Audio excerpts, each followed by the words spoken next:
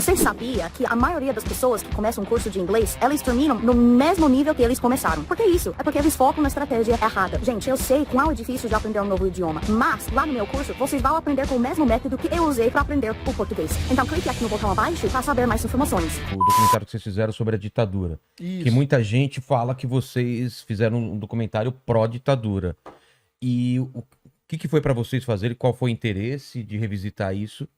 E também esse lance do revisionismo histórico, que acusam vocês, o Narlock e muita gente. O que é o revisionismo?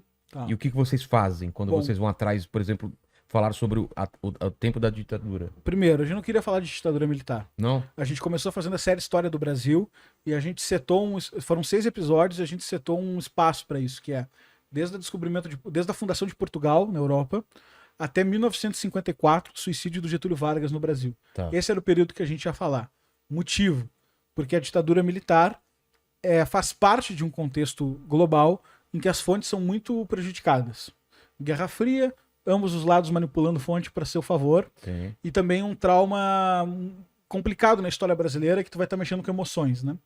Então, sei lá, tá valendo a pena mexer nisso, entendeu? Essa é a questão. Mas... Você falando da época da ditadura. Isso, Perseguição, pô, tá valendo... morte. Sabe, sim. ficar... Será que é verdade que esse cara foi torturado? Tá. É delicado esse tipo de Claro, coisa, claro. né? Tu tá machucando, pode machucar pessoas e tu pode cometer erro porque tu não tem fonte. Então a gente fez 6 episódios da série Brasil e ao longo desse processo a gente teve um roteirista lá na empresa que chegou e apresentou, cara, eu acho que dá para ir adiante no 64, 85. Apresentou um projeto, a gente falou, pô, será? Vamos incubando, vamos vendo, vamos andando, etc e tal. O negócio pegou confiança quando nós descobrimos uns pesquisadores no leste europeu que escreveram um livro chamado 1964, O Elo Perdido, com os documentos que mostravam a influência da polícia secreta ligada à União Soviética, a STB, que era a KGB tcheca, Sim. no Brasil. Ah, é? Isso. E aí o cara falou pra gente o seguinte, eu recebo vocês aqui se vocês vierem, eu levo vocês nos museus, eu levo vocês nos documentos verdadeiros e vocês podem filmar e usar isso aí. A gente falou, porra, já era muito maior do que nós essa missão, né? Já era, sei lá, não dá pra perder essa oportunidade. Claro. Né? Então vamos lá, pode ser que esse cara seja maluco, né? Que é esse filme de tráfico de órgãos, sei lá. A gente descemos lá de madrugada, de noite, em Praga, República Tcheca, no inverno. Vamos nessa missão aí. Realmente tinha muita coisa sensacional, a gente colocou no documentário, 1964, o Brasil entre armas e livros. E fizemos um documentário Detalhe, a gente chegou na Foram STB. os 3 lá? Não, foi eu, o Lucas e esse nosso colega, o Henrique Zigano, que foi o roteirista. E a gente chegou lá nessa sede e tal, que tinha sido aberto, né, após a queda da União, enfim. Vocês não falavam tcheco, né? Não, a gente tava... Não, tinha um brasileiro que morava lá. Que é bom, muito filme de espionagem, né, cara? Muito, não, Praga e era uma loucura, ainda. porque as entrevistas que a gente Senha fazia... contra senha, você chega na ponte lá e fala... As entrevistas que a gente fazia, tinha alguns caras que só falavam em tcheco. E o brasileiro que nos recebeu lá só falava polonês, que é diferente do tcheco. Para nós é tudo igual, mas é diferente. Parece a mesma coisa. Então eu já fui pra lá. Ele respondia em... Olha só, a gente fazia a pergunta, o cara respondia Vocês em faziam tcheco. pergunta em inglês? Isso, a gente fazia em português pro brasileiro que morava Sei. lá. Ele traduzia do português pro polonês, aí tinha um cara que traduzia do polonês pro tcheco. E aí voltava. E aí fazia pro entrevistado e aí fazia tudo de volta. Meu Porque os caras também não falam inglês, um inglês muito vagabundo. Assim. Não fala. E aí a gente, eu queria contar uma anedota, que a gente foi na antiga sede da Polícia Secreta da União Soviética, lá, a STB, e a diretora do museu disse que nós éramos a primeira empresa de mídia brasileira que procuraram eles. E nenhuma também a universidade tinha procurado. Nenhum brasileiro procurou eles até então. E lá tinham documentos bem sérios. Que tipo de documentos são esses? Né? Pra não... Cara, fica documentos sérios. Estou aqui, uns papéis em cima da mesa. Tem coisa séria aqui. Uma pilha aqui. Há muitos documentos. Não, mas documentos sérios no seguinte sentido. Primeiro, mencionando a presença de agentes soviéticos ligados à polícia no Brasil. Infiltrados. Em estatais. Em empresas de mídia. E tinha, de todos os documentos, o que mais me chocou, a gente colocou a imagem dele lá, é uma lista que um agente secreto desenvolveu, colocando quem eram os agentes... Agentes conscientes e inconscientes. Conscientes e inconscientes. O que ele queria... O que é um inconsciente? O que ele queria dizer com isso? Ele estava no Brasil... Não é o Soldado Invernal. Não, olha só. Fala uma sequência de palavras do cara. Acorda o cara, não é? Ô, mandíbula. Carlos Garrafa Macaco. Ele estava no Brasil e ele começou a observar os jornalistas e viu assim, o que é o inconsciente? Era o jornalista que propagava a agenda da União Soviética sem ter nenhuma relação com eles. Por quê? Cara, porque acreditava nas mesmas ideias, ou porque estava influenciado. De forma Entendi. não intencional. Assim, não era por estar compichado com os caras, em resumo. Tá? E os conscientes eram os que recebiam dinheiro. E tinha essa lista. Tá lá no documentário, cara. Tá? É uma lista relevante. Ah, é? É uma lista relevante. Mas eram pessoas influentes, né? Eram pessoas influentes, cara. Na Eram área pessoas influentes. de comunicação? Também na área de política também. Sabe a ideia de Oscar Niemeyer comunista? Sim. Então, Oscar Niemeyer era ligado aos caras. Caralho. É loucura, eu sei, vai virar corte, fake news, vamos lá. Mas tá lá, entendeu? Não, mas se tem um documento... Pô, tá lá, não posso mentir, a gente viu o documento, entendeu? Foi lá, a gente viu, filmou o documento, então não dá pra fazer mais do que isso. Ele era ligado aos caras. O que significa esse ligado? É. Não sei. O que ele ganhava com isso? Não temos como saber. Era dinheiro, era prestígio? Tava lá na lista. Quando esses caras passaram, por que a gente tem esse documento? Porque os policiais da STB, os agentes aqui, tinham que passar esse relatório pra STB e a STB tinha que passar pra KGB. Tá. Então eles precisavam de uma espécie de relatório, então não era totalmente descritivo, no sentido de, tipo, fulano vai por tais motivos fazer tal coisa, não é assim que os caras fazem documento, né? Mas eles organizavam os nomes, falavam as áreas que os caras atuavam e tudo mais, né? Então tinha muitos desses nomes, jornalistas que apoiavam e tudo mais. Bastante influência. Aí a gente resolveu fazer o documentário em 1964. Só te cortando um pouquinho. Vai. Será que não tinha também da parte dos Estados Unidos uns caras se filtrando? Não tinha com certeza absoluta. Sim, né? Isso, não, é Era zero. uma guerra fria. Inclusive né? a gente tem a gente, não é a gente Brasil Paralelo, né? O Brasil tem a prova do infiltrado que estava aqui e do telefonema que ele deu pro presidente dos Estados Unidos quando começou o golpe militar. Ah, é? Isso. Então, Caralho, então que a gente foda isso. tinha os caras infiltrados. Cara, isso era no mundo inteiro, não era no Brasil, tá? Sim, Era no mundo imagino inteiro. que era uma a geopolítica, os caras com medo, né? Os caras deviam ter um mapa com mapa de influência, né? Estamos perdendo aqui, estamos ganhando ali. Cara, pra quem não viveu, eu sei que eu sou mais velho, eu vivi essa época da Guerra Fria. Era tudo uma guerra mesmo de quem é mais um foda. troço caótico, né? A Proxy. gente não tem nem capacidade de imaginar a proporção desse aparato estatal aí, né?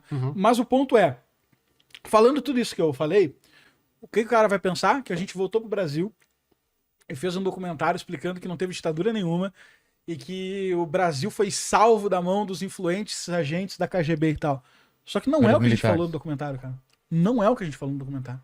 O documentário tem 2 horas. Tá, isso foi o que motivou vocês a começarem. Aí vocês vão atrás de outras coisas. Isso nos deu gás pra falar assim, cara, tem agora... Tem coisa inédita. Exato. Tem coisa inédita, tem Que coisa a pessoa não que... sabe. Agora virou um puta filme. Esse era o clima, né? Agora eu peguei fé no filme, né? Sim. Mas a gente fez um filme de 2 horas.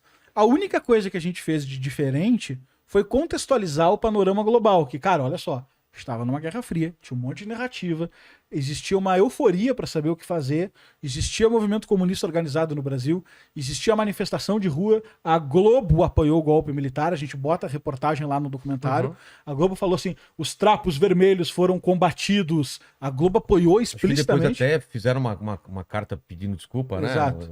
né? Mais recente aí. E a gente botou tudo isso, só contextualizou esse antes. Só que a partir do momento que o golpe é dado, cara, a gente não elogia esse negócio. A gente não só não elogia, como a gente fala que aconteceu uma ditadura militar no Brasil. Então, vamos colocar esse contexto, então. Tava acontecendo Guerra Fria. Estava acontecendo Guerra Fria no mundo, União Soviética, e depois da Segunda Guerra Mundial, União Soviética e Estados Unidos começaram a disputar o mapa do planeta Terra. Cara, revoluções na China, em Cuba, na África, todo o leste europeu, do outro lado, Estados Unidos com base nuclear para tudo que era lado, segurando o negócio. Brasil não era o país rank A dos mais preocupantes para eles, mas era um país muito grande na América do Sul. Influência na América Latina inteira, né? Eles E conseguiram, como ainda mais que que a eles gente estava conseguiram nessa Cuba época? ali. Tava mais pendendo pra Rússia ou mais pendendo para os Estados Unidos? Aí depende do grupo social, né? O que a gente conseguiu descobrir lá e botou é o seguinte: tinham grupos totalmente. Teve a manifestação com Deus pela Família e Liberdade, que é um negócio que pouca gente fala. Assim, foi meio apagada essa história, mas se tu jogar no Google, Marcha com Deus pela Família e Liberdade, o nome é bem intuitivo, mostra uma manifestação conservadora na época de 500 mil pessoas em São Paulo, pelo menos é o que diziam os jornais, e muitas outras pessoas também nos outros cantos do Brasil, falando, vamos parar com o comunismo, chega de comunismo, não queremos comunismo, etc e tal. Os grupos de imprensa, Rede Globo, etc., mesma narrativa. Também? Temos que frear o comunismo. Na presidência existia uma questão muito confusa na época, né? Assim, no poder político existia uma confusão, a gente não tem clareza do que as pessoas pensavam, tá? Existiam narrativas, tipo, meu, esse cara era mais bonachão, não, ele tava influenciado, só se fazia de louco e tal, não dá pra saber. Se ia ter ou não ter um golpe comunista, nós não sabemos. Existem historiadores muito sérios que dizem que era improvável. Historiadores muito sérios que dizem que era provável. Então fica uma Mas guerra tinha de narrativa. muita gente... Esse era o assunto. Esse era o assunto. Esse é um assunto, Tá? Aí o que acontece? Os caras dão um golpe primeiro no Congresso. Não foi os exércitos que entraram com os tanques lá e deram tiro nos caras. Primeiro no Congresso. Os caras declararam a vacância do presidente. De forma meio falcatrua. Então vale a pena chamar de golpe. Porque se o cara estivesse fora do país, podia declarar a vacância do cara. Ah, era uma brecha. Uma brecha constitucional. Tá. Só que ele não estava fora do país. Tava num voo, né? Ele estava num voo e os caras declararam a vacância. Tinha boatos Onde? que ele ia sair do país, Isso. mas ele tava num voo que era ainda dentro do Brasil. Quando ele Aí, recebeu, quando ele tava no voo, declararam... Quando ele recebeu a notícia, ele João Goulart. ele mandou uma carta dizendo: estou no Brasil. E os caras. Naquela época era carta, né? E os caras Não tinha o zap. tocaram a carta embaixo da mesa. Logo depois entra os militares. Ficou em cena. presa nos Correios, a carta não chegou e Desde os caras aquela deram época, o correio já era direto. Logo depois os militares entram em cena e assumem. Tá. Naquele período, ainda como uns militares meio metidos a intelectual, né? Eles eram conhecidos como sorbonistas, porque estudaram na Sorbonne, nós somos inteligentes, etc. Nós vamos entrar para fazer uma intervenção pontual. Nós Passageira. cirúrgica. nem vamos ficar aqui, é cirúrgico, Depois a gente entendeu? passa a bola pra... História. A gente sabe o que aconteceu. A gente sabe o que aconteceu. Resumo da história, para encurtar: 1968, 4 anos depois, os caras fecharam o Congresso. O ato institucional foi subindo, os caras fecharam o Congresso, acabaram com a eleição direta, começaram perseguição política. AI-5. Aí tudo aquilo que a gente conhece, né? Então, assim, teve ditadura militar. Vocês ponto. não... Em nenhum momento falam, não teve perseguição, não teve tá lá, morte. não. Tá lá no documentário. Tá Os lá, caras né? falam, foi um golpe. Isso. E tem E mais. tinha muito isso, né? Na época tinha um pouco essa... Também, a gente tava pra lançar ali, aí tava o burburinho da divulgação, e pra lá e pra cá, etc e tal. E tinha circulava essa narrativa de que não foi um golpe. Também, né? Então... Foi um golpe. Tinha essa expectativa. A gente cruzou todas as informações, analisou, etc e tal. E tá lá. Tá E lá. quem lutou- Tá lá dito no documentário, Quem inclusive. perdeu essa batalha, quem tava lutando do outro lado, hoje em dia fala o quê? Que tava lutando pela democracia, tava lutando por uma ditadura só que comunista. O que se fala do outro lado? Aí depende qual é a posição que o cara tá hoje. Então, exatamente. Então, qual é a narrativa? Que o cara tava lutando por democracia, porque essa narrativa é meio que um mito fundador da Constituição de 88. Porque esses caras foram anistiados, a ditadura militar cometeu... A gente cita no documentário, eu fiz essa matemática porque a gente ia dar entrevista em tudo que era lugar na época e a gente tinha que ter um escudo, porque os caras nos acusavam de defender a ditadura. Então. O que cara não pessoal viu o negócio. provavelmente deve ter falado aí também no chat. Exato. Isso, puta, mas o cara não...